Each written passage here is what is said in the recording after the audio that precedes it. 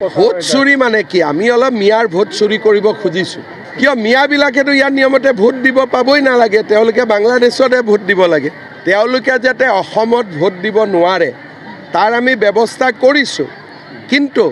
এইটো অকণমান প্ৰিলিমিনাৰী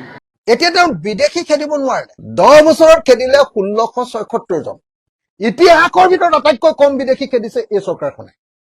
কংগ্ৰেছৰ দিনতো ইয়াতকৈ বেছি বিদেশী খেদিছিল কিন্তু বিদেশী খেদিব নোৱাৰি মিয়াক কষ্ট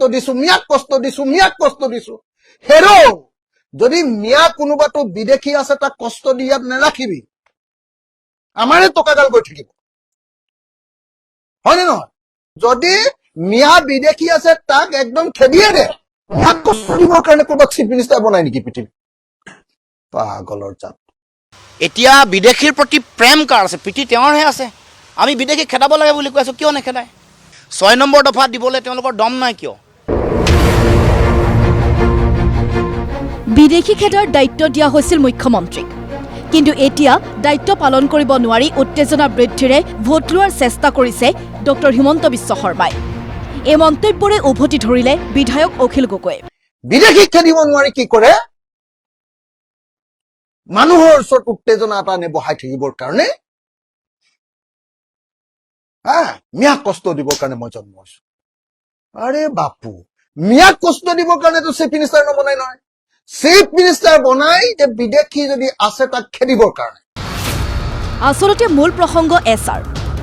এছআৰৰ সময়ত হাজাৰ হাজাৰ লোকৰ নাম কটা গৈছে ভোটাৰ তালিকাৰ পৰা এই ক্ষেত্ৰত বিজেপি নেতা জড়িতৰ দৃশ্য পোহৰলৈ অহাৰ পাছত মুখ্যমন্ত্ৰীয়ে কৈছিল মিয়াক এনেদৰে কষ্ট দিয়েই থাকিম বিপৰীতে অখিল গগৈ মন্তব্য বিগত নিৰ্বাচনত মোগল খেদা আৰু শৰাইঘাটৰ ৰণৰ শ্লোগান বিফল হ'ল এবাৰ বিজেপিয়ে দিছে মিয়াক কষ্ট দিয়াৰ শ্লোগান SIR যেতিয়া আহিব অসমতো এতিয়া SIR অহাই নাই তেতিয়া মিয়া ভোট 4-5 লাখ কাটিব লাগিব মোৰ কাম হৈছে মিয়াক কষ্ট দিয়া যদি মিয়াই কষ্ট নাপায় মিয়া দুলীয়া জানো আহি গ'ল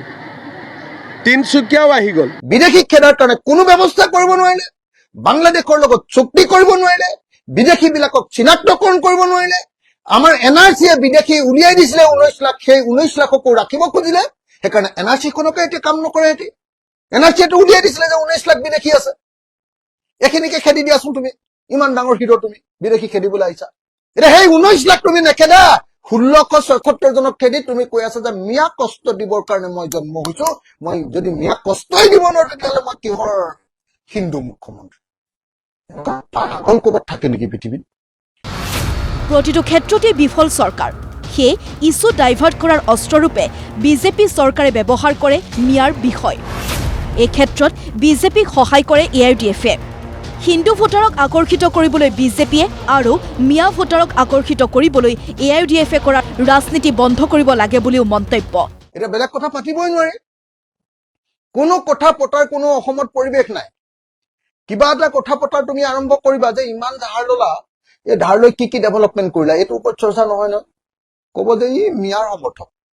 AIUDF-ৰ মানুহকেইটাক কৈ দিয়ে এনেকুৱা ছাবজেক্টটো উলিয়াই দিয়া আমি মিয়া পুৰা চিঞৰিম তেতিয়া AIUDF-ৰ মানুহকেইটাই ফূৰ্তি পায় যে এই দুইজনকে একেলগতে একেখন চকীত বান্ধি মই মানে দুইফালে এফালে হিন্দু এফালে মুছলমান সব জাতিৰ মানুহ ধৰি এই দুইজনে খেলিলেও খাইছা ব্ৰহ্মপুত্ৰলৈ দুনিয়া দিব লাগে দুইটা মানুহ গৈ বাংলাদেশত যি ৰাজনীতি কৰে কৈ থাকক আমাৰ ইয়াত নালাগে আমনি লাগি গৈছে আপোনালোকৰ আমনি লাগিছে নাই মই নাজানো আমাৰ কিন্তু আমনি লাগি গৈছে হিন্দু মুছলমান 34 লাখ নিবনুৱা হ'ল 34 লাখ নিবনুৱাৰ ভৱিষ্যত কি মূল্য বৃদ্ধিৰ 180%ৰ পৰা 270%লৈকে বাঢ়িলে পেট্ৰল ডিজেল গেছৰ চিলিণ্ডাৰৰ দাম আগতকৈ দুগুণ বাঢ়িল এই সকলো কথা বতৰাবোৰ লুকুৱাই ৰাখিবৰ কাৰণে কেৱল মাত্ৰ মেৰুকৰণৰ ৰাজনীতি সাম্প্ৰদায়িক ৰাজনীতি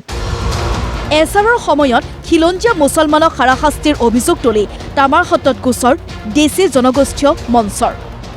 আনহাতে প্ৰতিক্ৰিয়া কংগ্ৰেছ নেতা ৰকিবুল হুছেইনৰ এতিয়া মানুহে অকমান সংযমী হৈ থাকিব লাগিব ইলেকশ্যনৰ সময়ত এই কথাবিলাক নিশ্চয়কৈ মনত পৰিব তেওঁ বিভিন্ন ক্ষেত্ৰত মানুহবিলাকক উপলুঙা কৰে মিয়া কয় কিন্তু ধনী মুছলমানটোক আকৌ চাহাব হুজুৰ কয় তেওঁ কিন্তু ধনী বদৰুদ্দিন আজমলক হুজুৰ বুলি কৈছে মই দেখুৱাই দিম আপোনাৰ বিদেশৰ পৰা যেতিয়া জুব্বা পিনা মুছলমান আহে তেওঁক ভাই বুলি কৈছে মোদী ডাঙৰীয়া মোৰ ভাই ব্যুৰো ৰিপৰ্ট প্ৰতিদিন টাইম